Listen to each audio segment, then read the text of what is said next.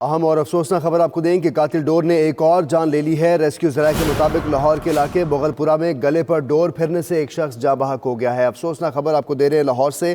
ज़राए के मुताबिक लाहौर के इलाके मुगलपुरा में गले पर डोर फिरने से एक शख्स जाँ बहक हो गया है। खावर मुगल से तफसीलात लेंगे। खावर बताएगा, पतंगबाजी पर तो पाबंदी है, कहाँ पतंगें उड़ती रहीं?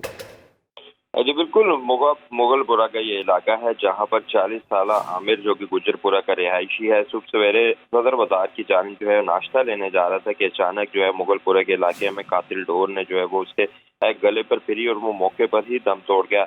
आज छुट्टी का रोज है। हफ्ते की रात से ही शहर के मुख्तलिफ इलाकों में जो है पतंगबाजी शुरू हो जाती है। पुलिस ट्रैक डाउन भी करती है, लेकिन उसके बावजूद जो है वो पतंगबाजी पर जो है काबू करने में बुरी तरह से नाकाम है। ये कोई पहला वाकया नहीं, इससे पहले भी लाहौर में काफी जो है वो शहरियों की जो है वो कातिल डोर जान ले चुकी है। जी, कातिल डोर ने एक और जान ले ली है। रेस्क्यू ज़राए के मुताबिक लाहौर के इलाके मुगलपुरा में गले पर डोर फिरने से एक शख्स जाँ बहक हो गया है।